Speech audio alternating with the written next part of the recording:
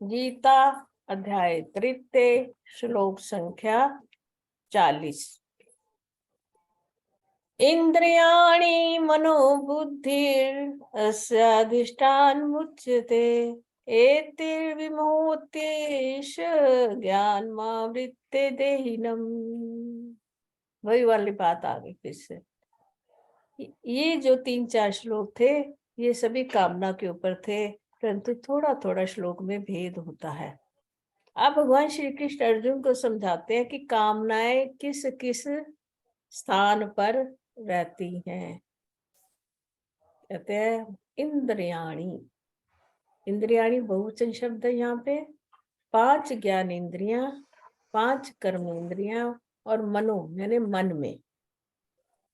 कामने हमारी 5 ज्ञान इंद्रियों में, 5 कर्म इंद्रियों में प्लस मन में रहती हैं। और बुद्धि अस्य, मन और बुद्धि। अस्य मैंने इसका अधिष्ठान मुच्यते, अधिष्ठान कहा गया है, यहीं से ये जागृत होती हैं। अब क्या करें भाई, इसी से जागृत होती हैं। तो एते, एते मैंने ये सारी जितनी जो 10 इंद्रियां प्लस 2 मन और बुद्धि, इन सारों को क्या करें, ये जो ज्ञानम आवृत्या, ज्ञान मावृत्या यानी ज्ञान को आवृत कर लेती हैं। इससे विमोक्त्येश, एश मैंने जो व्यक्ति इससे मोहित होता है, ज्ञान इंद्रियों, कर्म इंद्रियों और मन और बुद्धि से, ये सारी क्या करती हैं, ज्ञान आवृत्ति, ज्ञान को ढक लेती हैं। किसका, जो देही नाम, जो शरीरधारियों का। बात यही आगे फिर से वही कि कामनाएं जागृत हुई हमारी ज्ञान इंद्रियों से। ज्ञान इंद्रियों से हमारी कामनाएं जागृत। आंख ने देखा, कान ने सुना, जीवा ने स्वाद लिया, त्वचा ने स्पर्श किया। ये ज्ञान इंद्रियों के जितने 5 विषय हैं, उन विषयों से हमारी कामनाएं जागृत होती हैं। आंख ने देखा, वस्तु अच्छी लगी, कामना जागृत हो गई। कान ने सुना किसी चीज के बारे में, कामना जागृत हो गई। जीवा ने स्वाद लिया, कामना जागृत हो गई।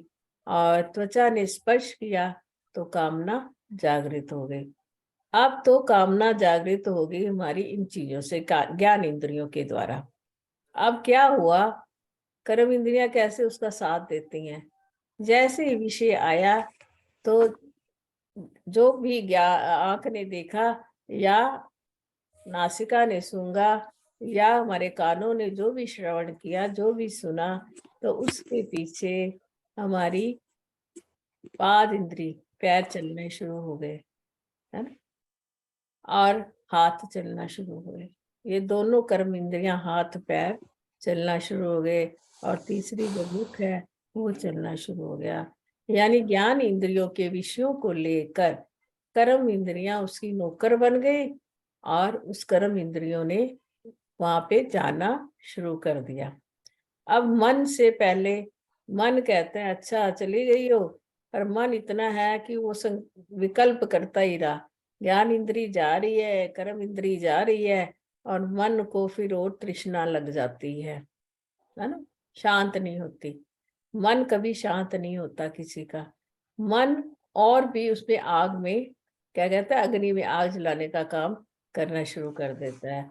पूरा बुद्धि कहती है उसको, अरे रुक जा, बुद्धि कहती है रुक जा, परंतु बुद्धि की बात नहीं मानता। ये इसके अधिष्ठान है। अगर कोई विवेकशील होगा, कोई ज्ञान से भरा हुआ जीव होगा, अज्ञानी नहीं होगा, वो बुद्धि की बात को जरूर थोड़ा बहुत तो मानेगा।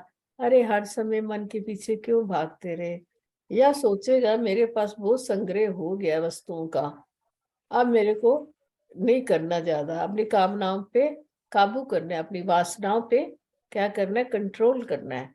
जब उसका मन, जब तक मन स्वीकार नहीं करता तो बुद्धि भी फेल हो जाती है ना। बुद्धि क्या करे बेचारी, बुद्धि को भी फिर बुद्धि नहीं आती। बुद्धि को बुद्धि आनी चाहिए ना। एक तो बुद्धि होगी ऊपर की बुद्धि, एक अंदर की बुद्धि है जो बुद्धि, बुद्धि तामस्मि, जो श्री कृष्ण कहते हैं सबकी बुद्धियों की बुद्धि मैं हूँ। ये जीव आत्मा की बुद्धि निर्णय नहीं कर पाती, तो फिर हमें बुद्धि की शरण में जाना चाहिए ना, जो परमात्मा की बुद्धि है। परंतु उस बुद्धि तक हम पहुंच नहीं पाते और कामनाओं से सदा फिर घिरे रहते हैं, जिसके कारण हमारे से गलत कर्म भी होते हैं और कर्मों के दोष के कारण हमारा पुनर्जन्म जन्म भी फिर तैयार रहता है। आप कहते एतर इससे विमोहित हुआ हुआ, किससे? इन सारी इंद्रियों से मोहित हुआ हुआ जीव, जिसको इंद्रियों ने अपने आप पर कब्जा कर लिया है, इंद्रियों ने हमारे ऊपर। कहते वो होता है मोहित होना। अब इंद्री ये थोड़ा कह रही है, इंद्री में रजोगुण भी है, तमोगुण भी है और सतोगुण भी है। हम चाहें तो बुद्धि की शरण में जाएं और उसी को हम सतोगुण में भी तो ले जा सकते हैं ना। उस इंद्रियों की गति को सतोगुण में भी ले जा सकते हैं। अगर तुम्हारा मन कर रहा है, चंचल हो रहा है, तुम कहीं जाओ, तुम्हारा मन कर रहा है मैं घर में ना बैठूं, मेरे को जाने का कहीं मन कर रहा है, तो सत्संग में जाओ, मंदिर जाओ, तीर्थ पे जाओ, कम से कम अच्छी जगह तो जा रहे हो ना। ये बुद्धि निर्णय लेगी ना हमारी। अगर बुद्धि नहीं लेती है तो हम फेल हो जाते हैं, तो फिर संसार में ही जकड़े रह जाते हैं।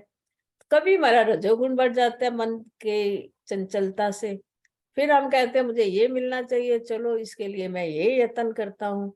वो फिर हम उसके लिए वो यत्न करना आरंभ कर देते हैं, तो हम रजोगुण में चले जाते हैं, कर्मों की ओर चले जाते हैं। कौन से कर्म? जो संसार की ओर खींचते हैं, है ना। कर्म दो प्रकार के तो होते ही है ना, एक संसार में खींचने वाले हैं और एक परमात्मा की ओर ले जाने वाले हैं।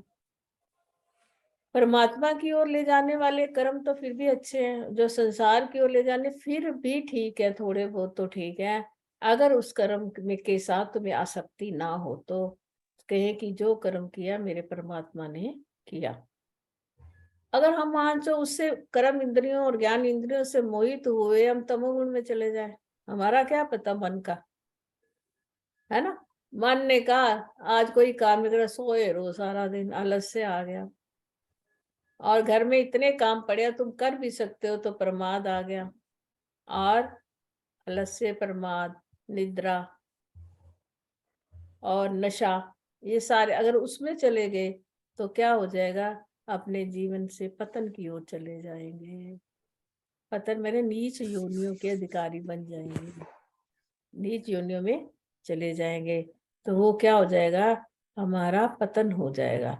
तो इसको हमें क्या करना है? ये ज्ञानियों के, देखो यहाँ हमारे जैसे नहीं, माया इतनी प्रबल है, परमात्मा की जो माया है वो ज्ञानियों को भी बल पूर्वक अपनी ओर जकड़ लेती है। अब फिर हम जैसे अज्ञानियों का तो कोई हाल ही नहीं है ना।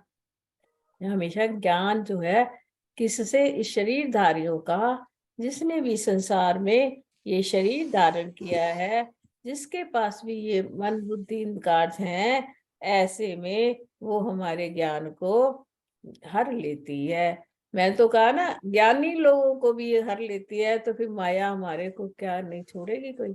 ज्ञानी लोग भी कई बार अपने पथ से भ्रष्ट हो जाते हैं, कितना वो सत्संग करते हैं, भजन करते हैं, पर कभी कभी वो भी अपने पथ से भ्रष्ट हो जाते हैं।